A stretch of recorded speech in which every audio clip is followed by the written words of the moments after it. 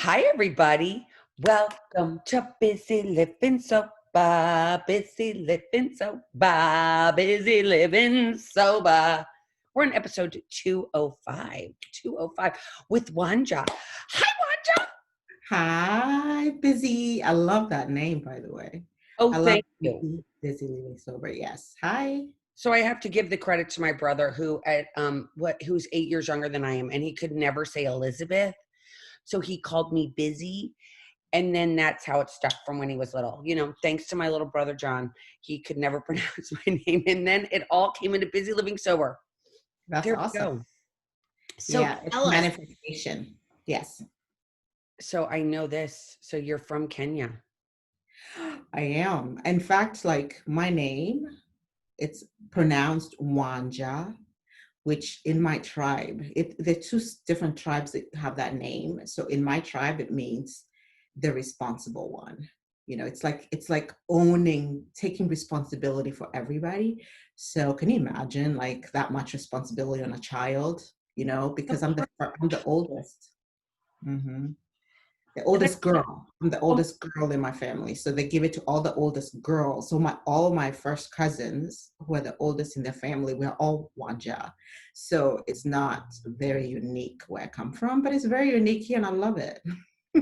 but what pressure? That's the first thing I thought when you said that. I was like, wow, as somebody young, that's just a lot. Yep. Yeah. A And lot. they constantly remind you, like my grandmother who died when I was really young. But what you're doing basically is carrying a legacy. So you're named after somebody in the family and you carry a legacy. So it's almost like your destination is predetermined, you know.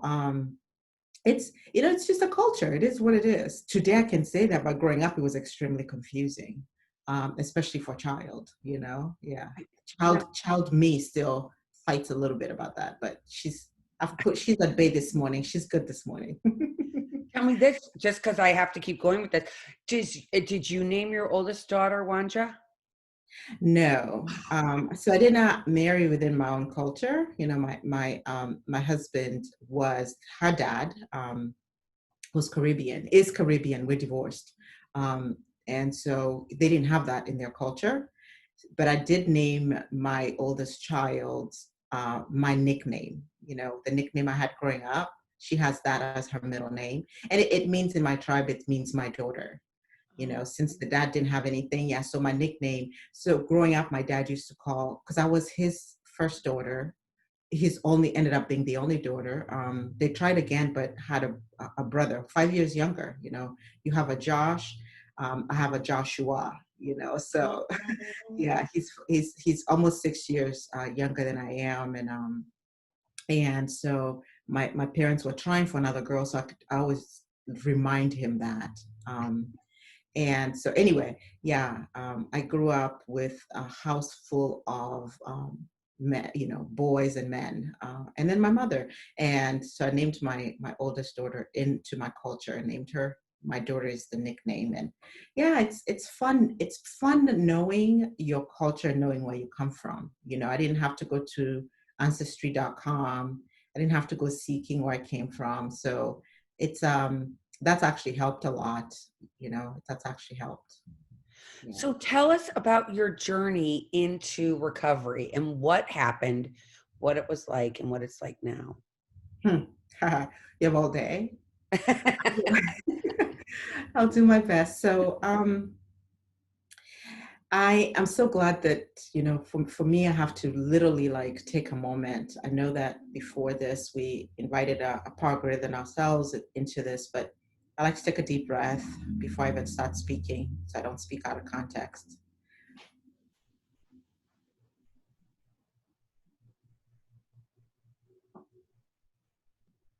So that's my way of checking the ego, right? So where it came from. So I just described a little bit about my upbringing. I was raised by two educators. That's very, very key in my story. Um, and it's so funny how everything comes together later. Like now I understand why. Like my mother's specialty was English. So in our household, she made sure we spoke proper English, and she was very upset if you said a word that you didn't understand the meaning to.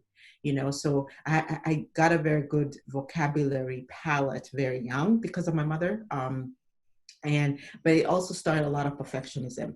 And I am the third, two older brothers, myself, and I had my first, last place, like I was the last child, getting all the attention for 5 solid years, right? And then my brother came around, and that was my first feeling of out of place and my first feeling of jealousy. Like all the attention was being taken away from me. I see these things now with awareness from like a bird's eye view, because they did contribute later. Mhm. I didn't express myself a lot growing up. I was actually very quiet, shy, introverted. I'm still an introvert with an extrovert calling. It's so weird. And so I love regaining space by myself. So my first addiction was fantasy. It was stemmed from my parents had us reading a lot, and I used to just get into the story and become whatever it was that I was reading, and it gave me a really good escape. You know, and I would come up with these things in my head, and I would want them to come true. So growing up, alcohol wasn't a big deal. I mean, I grew up in the African culture. It's no big deal. Like you could be 5 and go to the store and ask for liquor and they'll sell it to you. You know what I mean? You don't need an ID. Yeah. It's your uncle can send you to the liquor store and it's okay. It's not a big deal. You can make it, you can buy it. Um, Alcohol wasn't a big deal. What was a big deal was alcoholism. So people didn't discuss that, like people didn't discuss that. Let's say you now I'm finding out that people who died as a result, directly or indirectly, of alcoholism, but they made up another something else, like Mhm. they died of this and they died of that, but they didn't discuss the alcoholism part of it. So what it was the same typical picture you see of people. Like an alcoholic was not anything close to what I look like exteriorly when I determined myself an alcoholic. So my predetermined my prejudices growing up regarding alcohol were, it is going to ruin your life. It changes the way you feel. My my grandfather was actually, he just passed away a couple of years ago at like almost 100 and I don't know 15. I don't know. That man was so old and so wise and still he had his thing going. Yeah, I was watching one of his videos and smiling a couple of days ago. He's a beautiful man. Very active until the very end, and one of his jobs was a beekeeper, and you can make a lot of alcohol from bees. And my first drink, yeah, my because of the sugar, use the bees, the sugar, basically uh, what is it called, I can't remember. Pollen. The pollen? Yes, and ferment, because the alcohol that you make is fermented, right? And the that process would ferment it more, but it's sweet, so it sneaks up on you. And I remember my first drink was sweet. It was with my father and my grandfather. It was a life lesson. I've told this story several times and it never gets old, because I remember exactly where I was sitting. And I remembered my only takeaway was exactly what they wanted me to take away, which was, it makes you lose control. Like, I didn't like that feeling.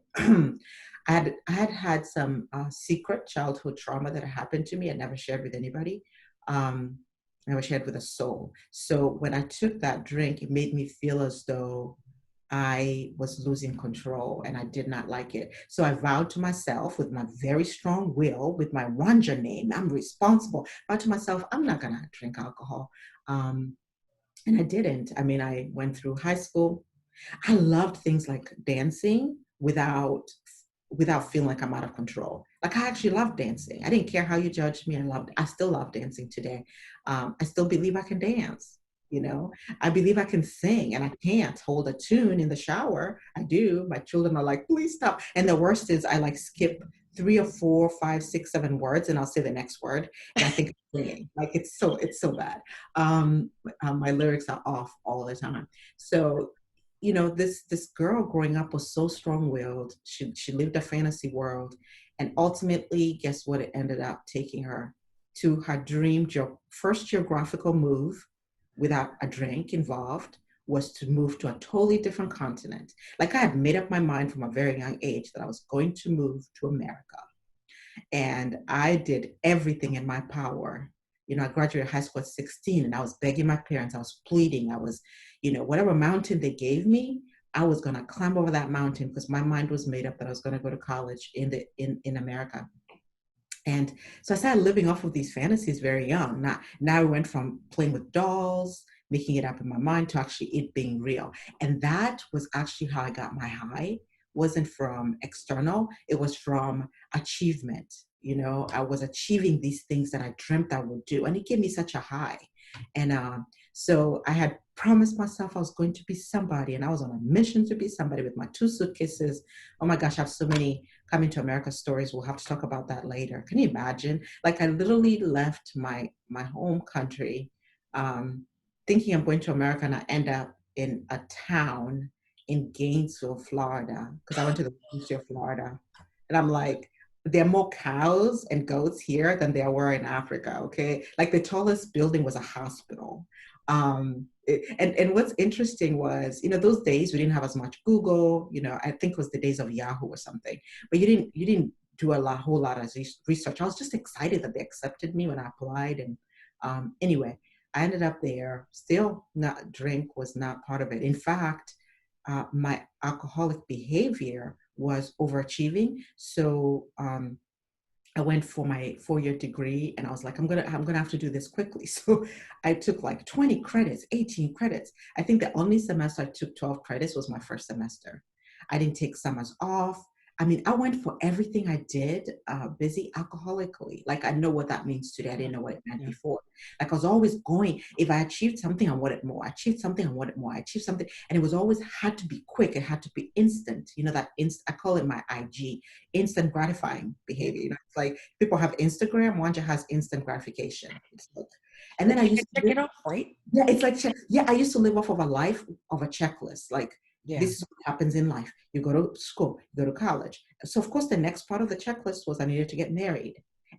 And it was such a God's will, like, oh, hallelujah, because I met the man I was going to marry like 3 days after I graduated college. And of course, it's like, check, you know, I didn't ask too many questions, you don't look at the red flags at that point. Once again, very alcoholic, have no regrets. Don't misunderstand me.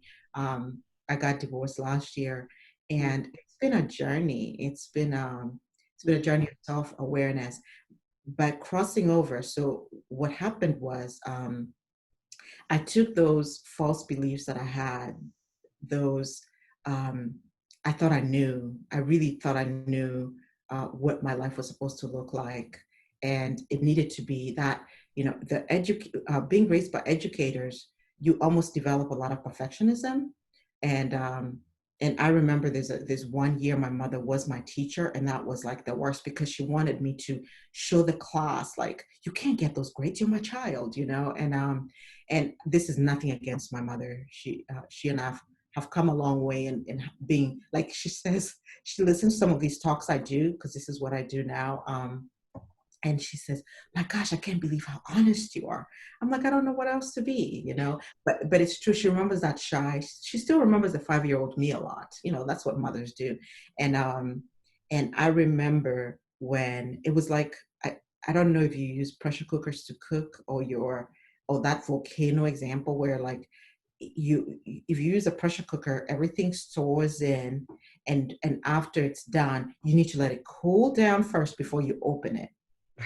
I feel like my life just was all woo, like, because I had all these expectations of myself. I got my career right after as well. So I had all these checklists. I even waited to have children because it was part of the checklist. There's a certain age I needed to have children by. I needed that certain house. I needed that certain neighborhood. I needed that certain car. It's like, and I literally needed them. Like, it wasn't like, it was like, this is part of the checklist, and I'm going by this checklist. And I think my children were about 5 or so. My children are a year apart, and they too, something else it had to be quick and instant. It's like one child, and 6 weeks later I was pregnant with my second child. When I look at my story, I'm like, who are you? Poor old me. I really sometimes smile at her and just tell her it's okay, because I was dead serious about how serious I was about life. And one day, this perfectionism all coupled up, that pressure cooker just, and because I did drink what people would consider normally for so long. Um, because I did not drink alcoholically, I could take it or leave it. I didn't like the feeling, so I would sip it. If you came to my house, I'd always had it in my house to entertain you. Um, but I didn't want to be like tipsy while I'm entertaining you. I wanted to have board games and I wanted to participate and I want to make sure you were okay. And I wasn't surrounded by alcoholics at all.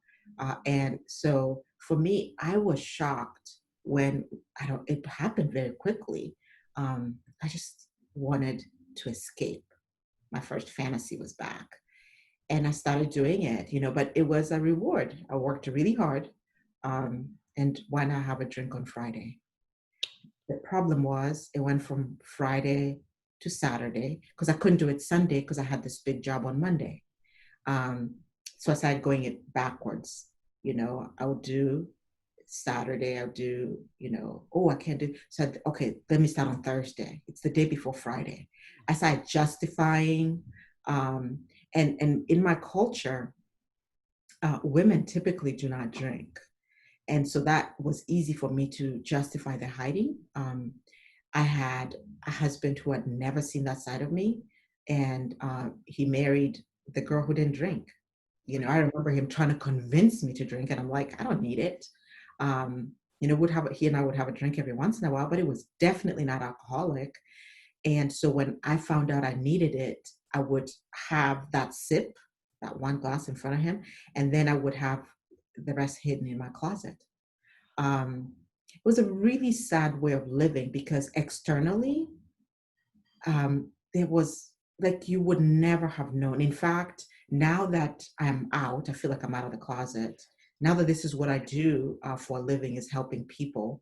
Um, it's so amazing to me how many people are in my life then who, when I tell them now, I can see their heads like spinning. But the truth is, they're right. I did not show you that side. It was such a secret, and it was such a terrible way to live. I remember when I would pray for a place where I can be myself in all areas of my life, but my behavior was not. And I was not an everyday drinker.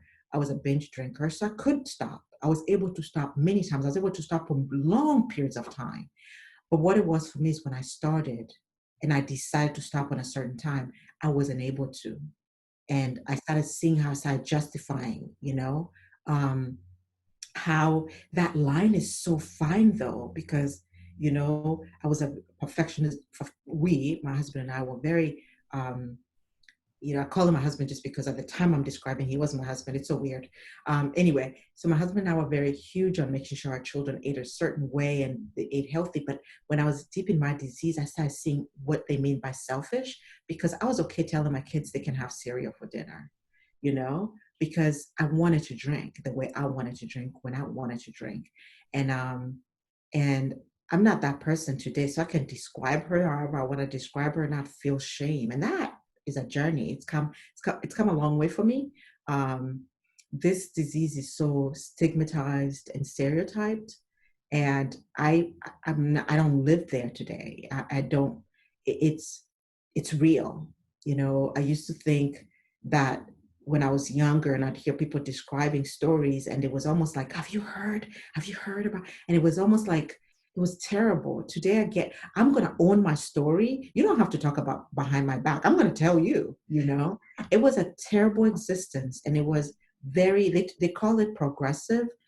For me, progressed very quickly. My career drinking was very short lived.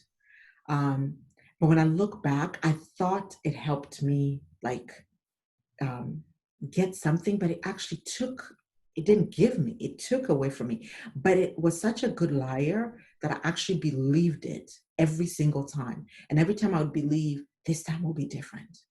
This time will be different. And I would convince myself it would. And it wasn't. I did the whole changing brands, and I I did the whole textbook thing. And ultimately, the reason I call myself an alcoholic today is simple. Once I start, I cannot stop. Today, I've come to understand that I have a physical allergy to it.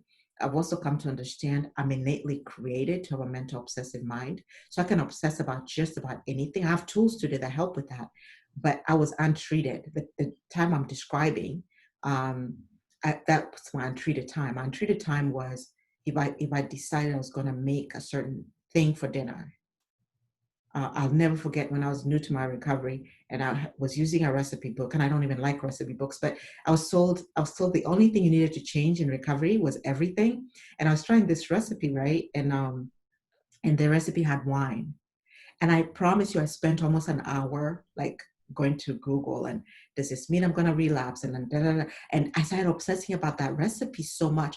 And I'm like, does it mean instead of, I talked to a friend of mine and my friend said, flip, is your hand working? And she said, flip to the next page. And I flipped to the next page. She goes, does the recipe call for wine? And I said, no. She goes, make whatever that meal is. I don't care what it is. And she helped me realize that I can take anything and just blow it up in my mind.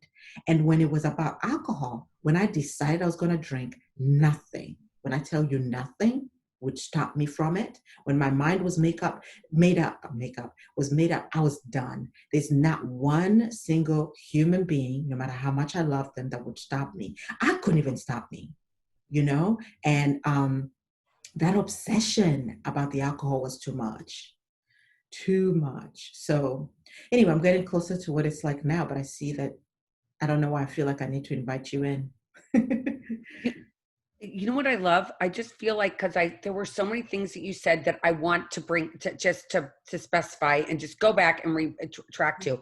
For one, the perfectionism, right? So you were perfect and checking off the list, right? So many of us think that okay, we got the I came to America. That was huge, right? Totally out of your comfort zone. Okay, I did that. Check. I went to school. I got it done really quick. Check. Like so many of us have those checklists in life that we think that I've got to accomplish this. We don't feel any of the feelings, right? And you talked about that too, which brought me to the explosion. Like you were like, and I remember my kids were little and they would watch that show, Arthur. I don't know if you ever saw that show, Arthur. It was on PBS. You know what I'm talking about? Yeah. And he had this friend, Francine, and there was always this part. And I remember my kids were little and they'd be watching the show, and Francine would get so bubbled up that her head would pop off of her head and then spin around and come back down. And Yeah. so many women go Mhm. through that, right? Because we do all these checklists. And you also talked about how quick it was. That's another thing that women have, that we have this vision that it has to be the alcoholic has to be the person that that our society displays that as someone that's on the street. They're a hobo, they're homeless, right? That's an alcoholic. It can't be someone that has two cars in the driveway, a husband that has a nice living in a nice home. And I wanted to bring back, because I love that you brought that up, because that is so important for women to hear, because we think, oh, I haven't gotten there yet. So, Exactly. Well, that woman was mean. That woman was mean before I was ready, and I did. I think that's why I have that part of my DNA now to help. And I explain it in the simplest ways, knowing there's nothing I can do unless that person's ready. And that is so humbling. But I was that person. So I get to it's almost like I get to cuddle the old me and say, it's okay if you weren't ready.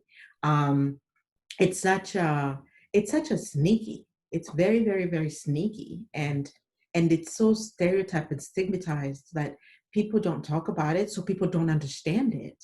mhm. And I'm generalizing by saying people. I'm gonna say I didn't understand it, and I'll be the first to tell you. So that willpowered girl who was doing all these degrees, because I actually did go back and I got my master's too. When it came to alcoholism, I tried so hard to intellectualize it. So I was trying to find what I found out later. It was actually my disease, trying to find a loophole.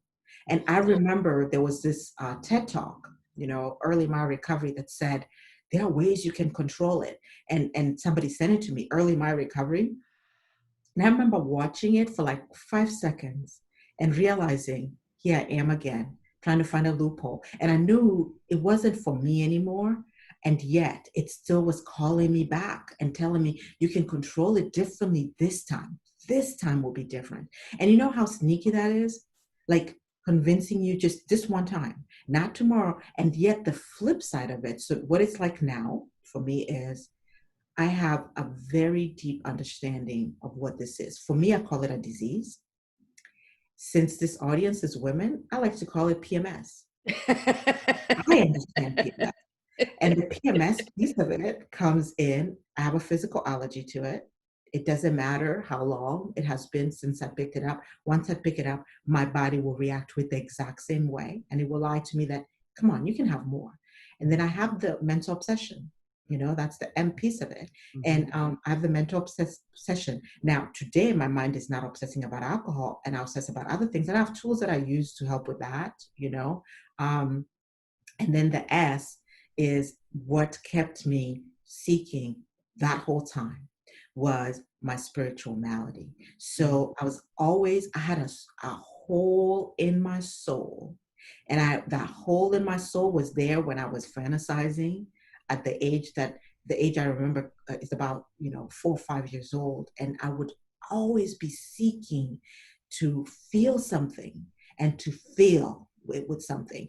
And I remember always seeking, and I would never find it.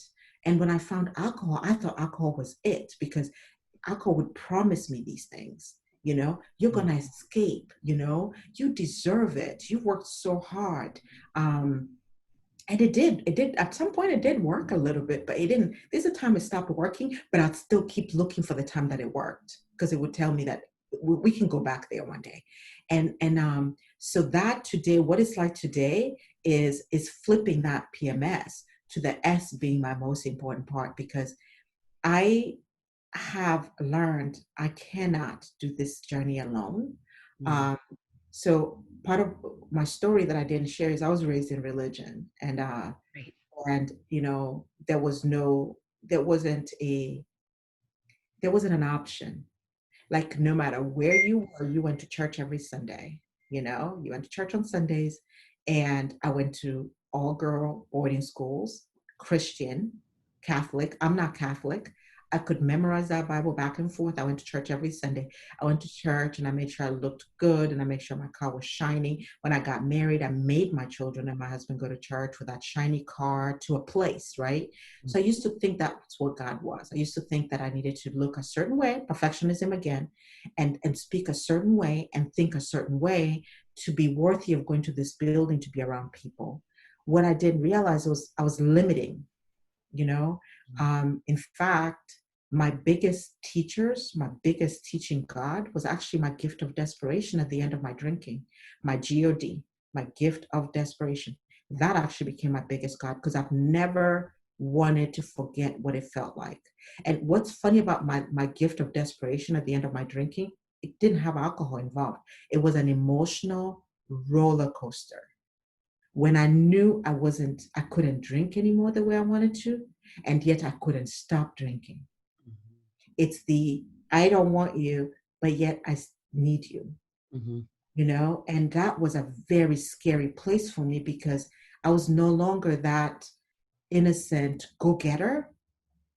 I had found the thing that I was trying to seek, and it was like I was going deeper and deeper and deeper and deeper, and it was dark and it was restless, and I was anxious all the time. And alcohol would say, if you have a little bit of me, the anxiety will go away.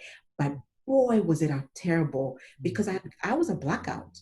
I'm not ashamed to say that. I was a closeted blackout drinker. You know how terrible that is? Like, it's a dark place.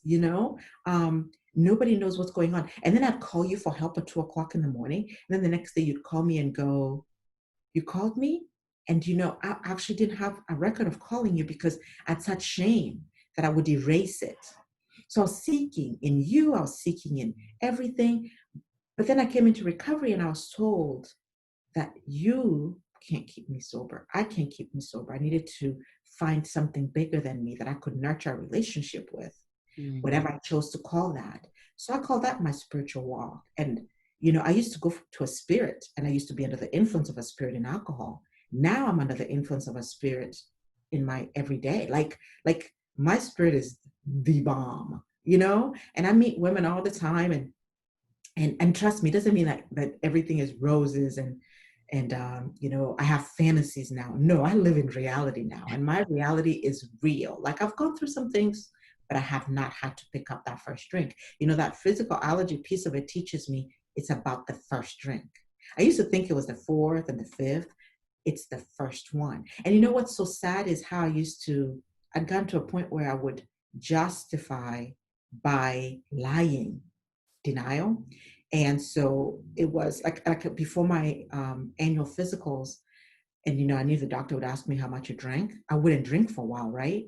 Or I would drink directly out of the bottle so that I can put on the form one. It's sad, but it's my truth. Yeah. And unless I'm able to honestly say that to me and you, then I'm not going to recover. And that's, to me, is where the missing piece is that like gut-wrenching honesty. That's how I connect to my spirit now is I'm gut-wrenching honest and I'm real. And it's really now the disease of more, which is what I suffer from, can be a dis-ease of more in recovery. And so I have to find a way to bridge that gap, especially when you're raising children in the age of Google, when you know nothing, learning tools to be able to stay in this moment. I was listening to my meditation this morning, and it was reminding me, just stay right here, right now. Because look at the world right now. It's so different. Like this, talk about a checklist. This wasn't part of my checklist to go through a global pandemic, to be divorced, single mom, go through a global pandemic, and be in the middle of starting a business all at the same time, And today, busy. I love the name of your mission here. I am busy living sober, but I'm not that kind of busy that I was before. I'm not the we gotta get it, we gotta. I find moments of chill, like they call it chill pill. I just call it, let's just chill, man. No pills involved. Um, and I just today it's peaceful, and I never experienced peace before. I didn't even know what it felt like until I experienced it, and I didn't know how much I attracted drama and how much I needed to always have something that I was doing until I found peace. And I called one of my closest friends and I said, I don't know what's happening. She goes, why? And I said, I have like nothing going on in my life and I have everything going on at the same time. And she goes, you found peace. You found peace. Like I don't have to do, I can be today, you know?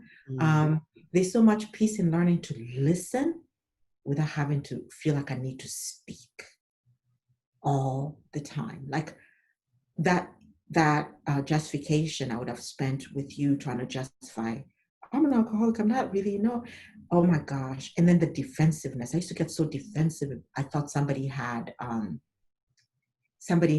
kind of called me out on something, I'd get defensive, because I really wanted to stay there.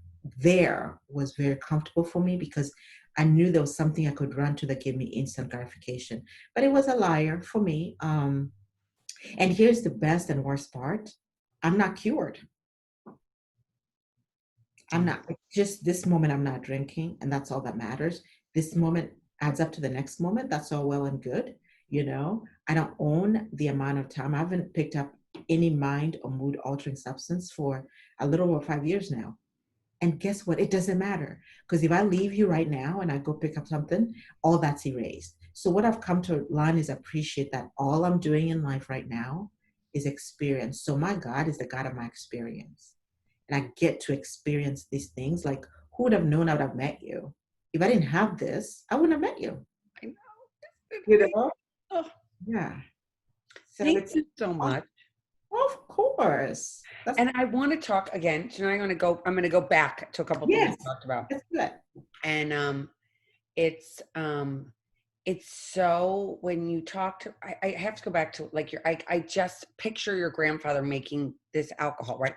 And drinking it, and no one ever talking about how alcoholism could come up, right? Nobody said to you, oh, by the way, you could start drinking this and later down in the line, you could have a bad relationship with it.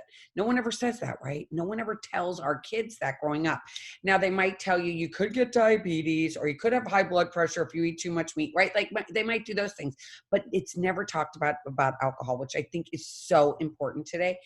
And I love that you talked about having one, you'd start off with the sip, right? And that phenomenon of craving that you talked about, which is so hard to describe to somebody because, I've just been, we're doing this series, my husband and I, on Busy Living Sober, and we're going through, we use the 12 steps. So we're talking about step 1 and that powerlessness and that phenomenon of craving that we talk about. And when you talk about, you have that sip and you think, oh, I've had that sip. I've had the aha moment.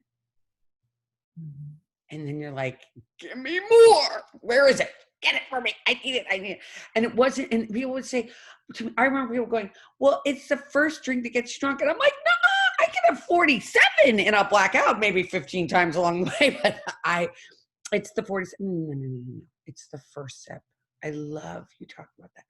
Just that first sip and the insanity of it, right? You talked about the drama. I feel like yesterday, I don't know why I felt like describing it like a juggler, right? We're like juggling all these things. I got all this stuff. I got it. I got it. I got it. But nothing, I'm controlled nothing. But we thought we were. Yeah. Oh yeah. Oh yeah. I used to now I honor myself. Like, I don't know, I'm not gonna speak for you, but I sometimes can be on the phone in the grocery store and I'm trying to enter my PIN. I can't even do that anymore.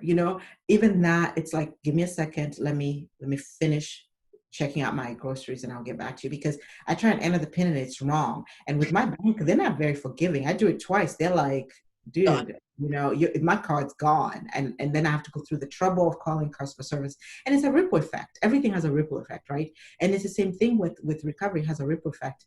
And going back to my grandfather and my dad, they were, especially my father was such an educator. So that was his way of saying, this is, instead of telling me like alcohol is harmful, it was his way of saying, look, you lose control when you drink.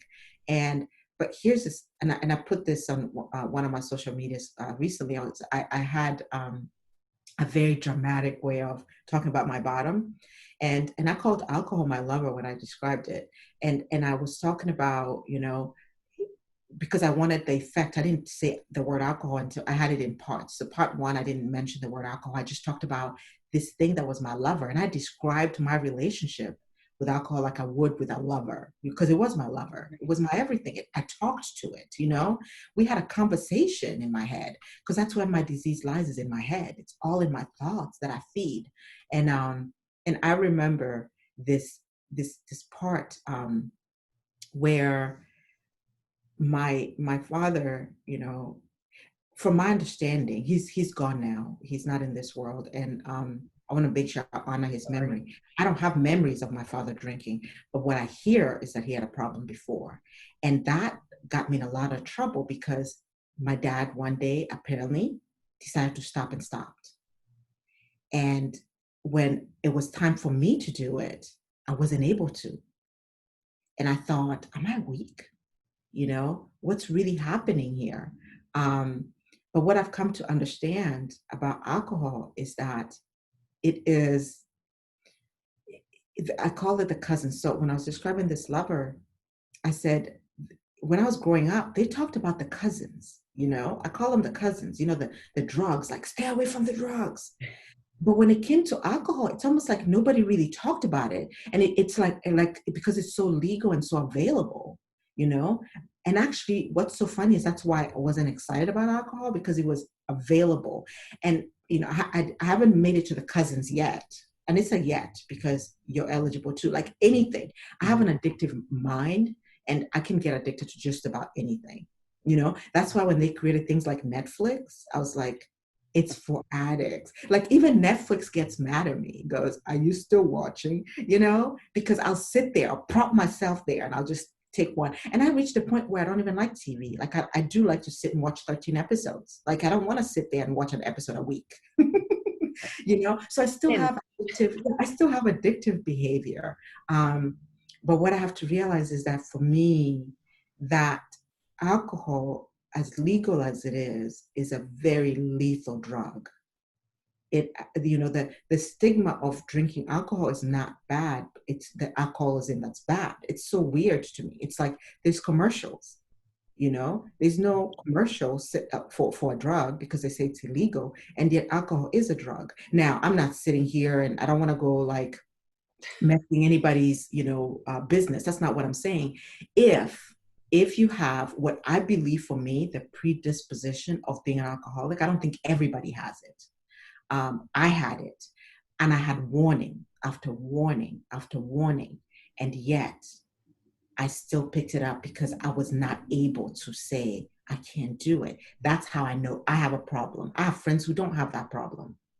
We'll go to a restaurant, they'll order one, and I still find it weird that they'll sip it and leave it, like half of it at the table, and I think it's gold. Like, we don't leave that stuff on the table. So what I've come to realize is it's not for me. It doesn't mean it's not for you. I don't get to tell you what to do with it or not do with it. But for me, being an alcoholic, it's dangerous, and it is the first sip. And you are so right. People just don't talk about it as much. But the truth is, this message will only land on the ears of the person who wants it. Mm-hmm. Sometimes it's not the people who need it; it's the person who wants it. And that's the thing about it, because my thinking was, what's on the other side of it? Because I felt like I was giving something up, right? And I had such an ego that I wanted you to tell me what was going to be on the other side of that. Like, okay, so I give this up, and what are you giving me on the other side? How much ego is that? You know? But I have a really awesome relationship with my God that tells me, just trust me, like it's okay. Um, I've received more than I ever expected from alcohol. I've received everything plus that alcohol promised me. And I used to think I'll be like boring.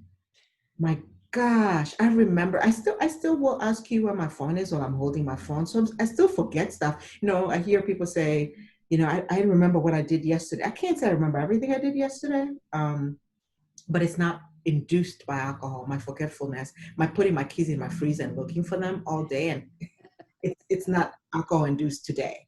I know where my car is parked today. I love that movie, by the way. Dude, where's my car? I love that movie. I don't know if you remember it. Um, it's such a, it lied to me, and I was mad. I grieved it like I would grieve anything else. I was very, very, very upset. I had to write a letter because my journey started in a rehab center, and I had to write a letter in rehab. And I read that letter often because I never want to forget my ID. I told you about IG. My ID is my incomprehensible demoralization. Mm. I was, oh, it was ugly. And the funny thing is, like I said, my bottom wasn't even alcohol induced. The emotions, those feelings that I had numbed for so long, all bubbled up, and I had to face them. It was time to face them, and I didn't know how. I did not know, as an adult, legally an adult. I don't know if I was emotionally an adult, but legally as an adult, as an adult, it was very shameful for me, But it wears off over time. Um, it's a journey, not a destination. It's a lifestyle, not a one and done. Oh, Yeah, Anja, this has been wonderful. Thank you so I much. love it. You Thank you. you had so much information. I know we could talk for hours. Yes. Because I could sit here and listen to you for hours. You were wonderful. You're gonna have to come back on. You're gonna have to come back on in the spring and tell us what's going on, because you didn't even get to tell us very much about your business. So you want to tell us really briefly what your business is that you're doing and what you have going on right now? Yeah, and I'll come back in the spring. And so I have a brand. Actually, it's completely based on my journey of alcoholism. And I was fortunate enough to be one of those who started recording. When I say recording, I just started documenting my journey because I was really lost, and I came from that educational variety I discussed with you. And I wanted to kind of know what is happening here. And in that, putting down almost on a daily basis how I was feeling and what I was thinking, and I was seeking. I mentioned that I was told that I was, I came from the corporate world. I was in the corporate world for almost 2 decades. And my career ended before I came into recovery. And I remember trying to go back into a career, and nothing was happening. I was applying, I was getting oh my gosh, you have the best experience, and then nothing. It was like crickets. So because I was seeking and because I was present, I actually ended up like following. It's a weird gut feeling, like turn left. Okay, wait for a second. Now turn right. So where it led me was to get certified as a coach, speaker, and trainer. And then I just sat on it because I was going through, divorce, and I was trying to make sure my children, who were then growing up, they were in middle school into high school at the time. I just wanted to make sure they were centered. So I actually took time to take a breath. And what was birthed out of that, it ended up being, the acronym is AIR, AIR. And that's exactly what it felt like. I came up for air. So it's called Actions in Recovery. And it is Wanja on Air is my podcast.